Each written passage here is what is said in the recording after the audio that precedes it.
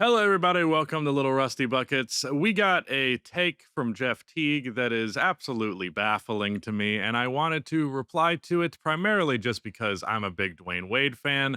And I think people say shit about Dwayne Wade that is just ridiculous, and this is no different. Well, what we Yeah, do? it's just like I'm not saying Donovan Mitchell better than D Wade because I think D Wade what he was doing, taking them teams to the finals and stuff like that. He just But started after that first finals run, I think Donovan Mitchell is just as good as D Wade. Like the young D Wade when it first happened, when he made that run with Dallas against Dallas or whatever, Flash. we'd be like, damn, he was incredible. That But after after so that, much weight though. yeah, after that, he played with he- Bron. Like, Nah, nigga, he killed. No, he was killing, but that What's finals y'all, run, y'all cool? he did Talk kill. to him, be here.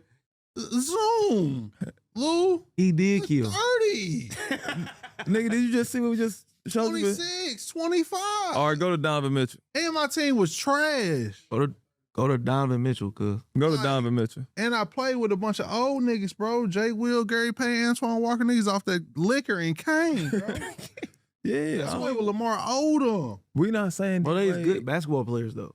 Yeah, what they did off the Niggas court. was 60, bro. Come on, y'all. They was good basketball All right, players. Donovan Mitchell's I- career stats is crazy as well. I mean, I love D Mitch. season over, but He been killing since he got to yeah, the 20 and 9. I'm not mad. All right, I don't know if I needed the back end of that clip. I was expecting there be more context behind that take than just, I don't know, I think Donovan Mitchell is better.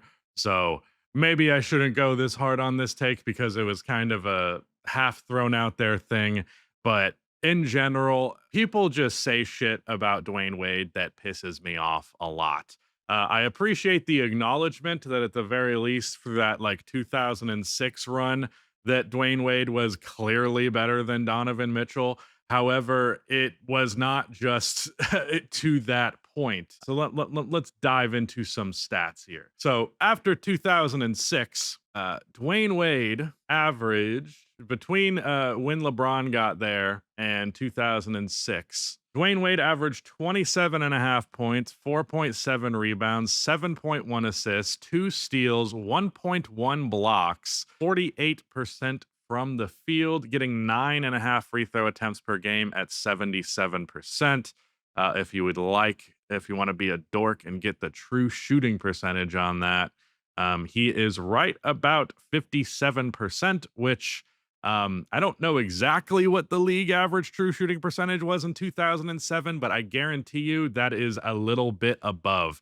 In fact, I will go ahead and just be real sure on that. Yeah, league average true shooting percentage was 54. And be very mindful that 27 points per game in the mid to late 2000s is a lot. Like that is a shit ton of points. Yeah, points per game. Dwayne Wade was 4th in points per game in 2006, 2007. He was 6th in 2007, 2008. He was 1st in 2008, 2009, and he was 5th in 2009, 2010. The other thing, Dwayne Wade got a bunch of injuries and started to fall off by like 2012. But I think too many people have this thought process that like Dwayne Wade was just automatically significantly worse as soon as LeBron was on the team. But like if you've watched the 2011 finals, you would know Dwayne Wade was frying that entire series. Now, what I will add there is that Dallas's defensive scheme was very much specifically honed in to stop LeBron James. So, like, not only did Dwayne Wade have a very good series there, but Chris Bosh also had a pretty damn good series himself. But Dwayne averaged 26 and a half points, 7 rebounds, 5 assists, 1.5 steals, 1.5 blocks. So, like, this notion that he's just notably worse after 2006 is incorrect. My camera died and I don't feel like waiting for the battery to charge. So I'm recording this with this garbage ass webcam now. Yeah, whatever. You got me looking pretty for the first half of the video. A very good point made by Dom2K in reply to this is it's like Dwayne Wade's defense just isn't a factor in any of these conversations he's ever been forced into. Yeah, that's why to me it is just undeniable that Dwayne Wade at his absolute best is a better player than James Harden, who is someone who he gets lumped into conversations with. And he's sure as shit better than Donovan fucking Mitchell. Now, don't get me wrong. Donovan Mitchell is a transcendent offensive talent. He's specifically really special because of the way that he's like 6'1", but he's also not, because he's so jacked and he is so lengthy that like he ultimately plays way, way bigger than his height would indicate. So like that's special, but you can say the same thing for Dwayne Wade, who was actually at least 6'4" and even bigger. But Dwayne Wade at his peak is one of the best defensive guards ever. Certainly one of the best defensive, like all-star level guards, because typically with all-star, like generally the best perimeter defenders in the league are actually not guys who are also putting up 27 and 8 on the other end of the floor. But Dwayne Wade was doing exactly that. Now, what B. Henny was nice enough to point out is that Dwayne Wade's teams were fucking awful during these stretches. Like genuinely complete dog shit fucking teams. Like in 2009, 2010, he had, I believe, a rookie Malik Beasley, quickly aging out Jermaine O'Neal, fucking Udonis Haslam, 29-year-old Quentin Richardson, who is not really putting up numbers like that here. Not that he ever was a crazy big numbers guy, but yeah, he wasn't at like the 15 points per game, 17 points per game that he was in the Clippers and the Suns. That's not even the worst that it gets. 2008, 2009, he did have Sean Marion, but he only played half of the season. Mario Chalmers is basically his next best teammate, and then you actually have actual rookie Michael Beasley. Did I call him Malik Beasley? Did I call him Malik Beasley earlier? My bad if I did that. Michael Beasley. Terrible teams. Terrible teams. So yeah, there wasn't exactly a lot of playoff success at that time. I don't really think that's on Dwayne Wade though. And he has one of the best carry job titles in the history of this game, which if you know me, you know that I value that more than anything else when it comes to a player's legacy. If you do something like Dwayne Wade did in 2006, you are stamped. Again, like to what I said earlier about like 27 in the 2000s is different from that now.